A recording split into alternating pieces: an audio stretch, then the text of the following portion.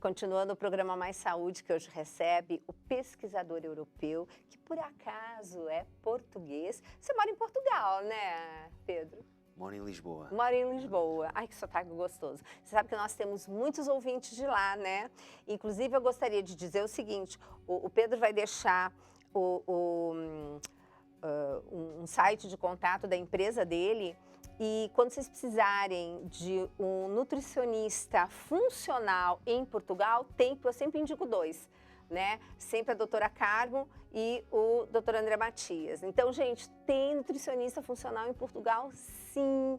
Então, depois, qualquer coisa, vocês mandem um contato com o professor Pedro, que ele passa o contato, ou passa para mim, que eu sempre passo o contato deles. Bom, Pedro, você falou maravilhosamente, tanto é que eu estou achando, estava conversando aqui no intervalo, nós vamos fazer deste programa o bloco 1, e semana que vem nós vamos continuar com esse mesmo tema, porque não dá para falar tudo que eu gostaria que o professor falasse com vocês. Então, nesse bloco, para encerrar o programa, Pedro, situa para os nossos telespectadores o que é esse período, quanto tempo nós comemos como homem paleolítico, que foi o que você disse, cada um comia de um jeito, dependia da disponibilidade.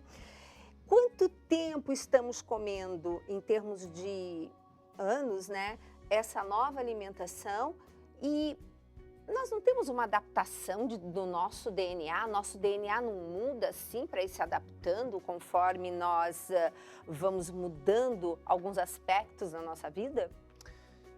O período do Paleolítico durou mais de 2 milhões de anos. Gente, para pensar, Isso. 2 milhões de anos. Se você pensar que a agricultura começou há cerca de 10 mil anos e que a introdução de forma generalizada destes novos alimentos, vamos chamar assim, que eu referi, como os laticínios, como cereais, que até à data eram só ingeridos de vez em quando e como alimento de último recurso. Se você pensar que isso foi há cerca de 10 mil anos, nós estamos falando de uma pequena percentagem do nosso tempo na Terra, Perfeito. Enquanto hominídeos, na nossa história. Então, isso poderá explicar porque aqui várias pessoas não estão totalmente adaptadas, vamos chamar assim, para os novos alimentos.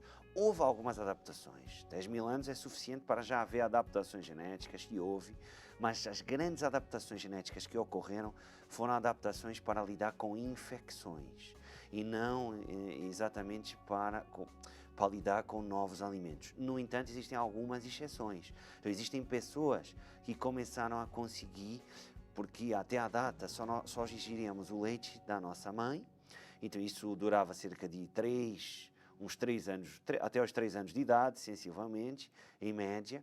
A partir daí deixávamos de ingerir leite. Então isso significa que a nossa capacidade de continuar a digerir o açúcar do leite, o principal açúcar do leite, a lactose, ia diminuindo, porque já não tínhamos contacto com esse açúcar, já não era necessário lidar com ele, não era necessário digeri-lo, porque ele não estava presente. A partir do momento em que começámos a introduzir, houve um grupo de pessoas que começou a ter uma adaptação, ou seja, uma alteração genética no sentido de poder digerir o açúcar do leite. Então hoje cerca de 35% da população a nível mundial consegue digerir o açúcar do leite, os outros 65% não.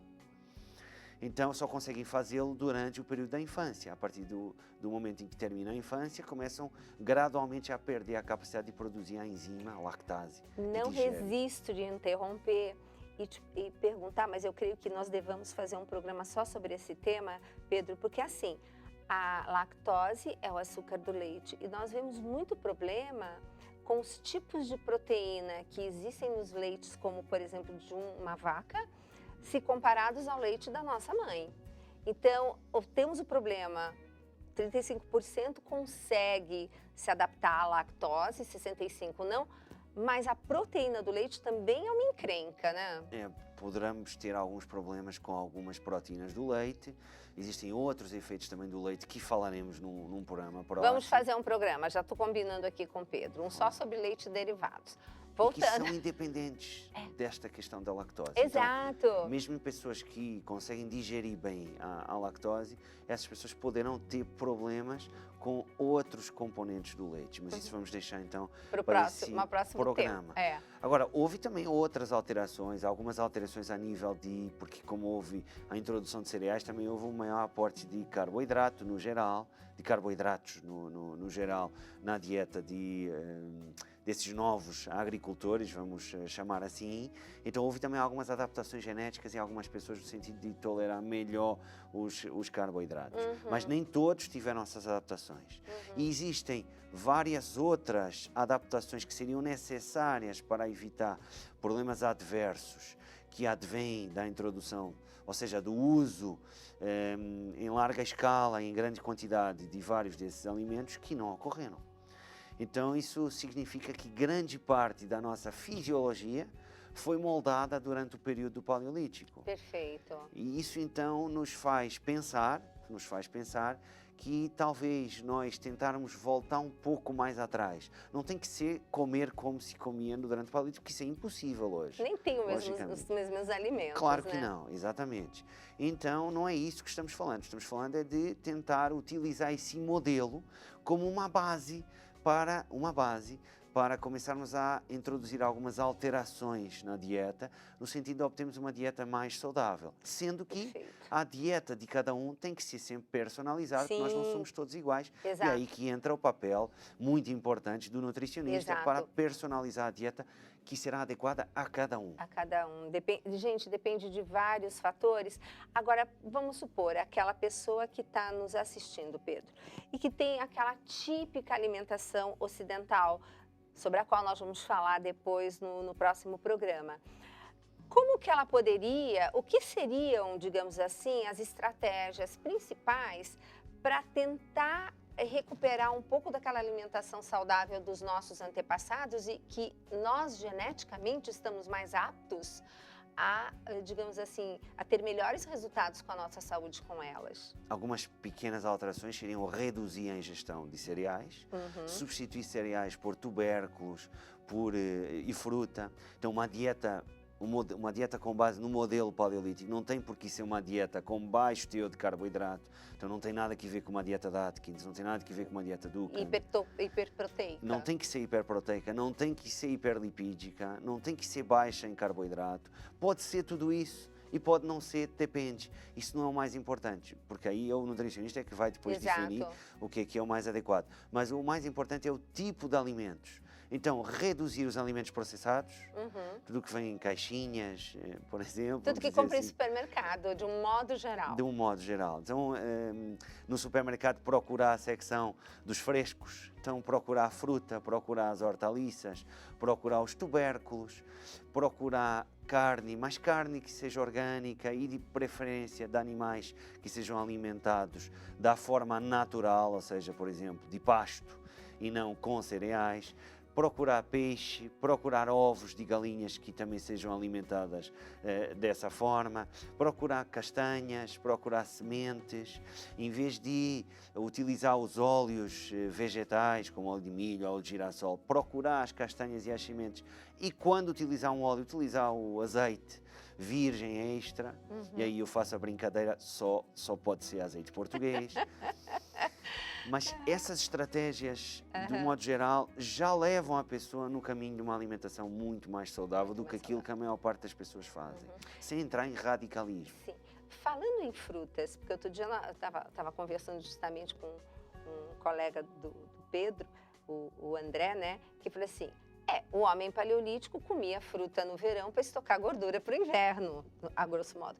E a fruta era pequenininha, era selvagem, era silvestre. Aí vem o homem, faz um morango deste tamanho, super doce, e começa a interferir, atraindo os alimentos para ficarem grandes e doces. E esse doce em carboidrato.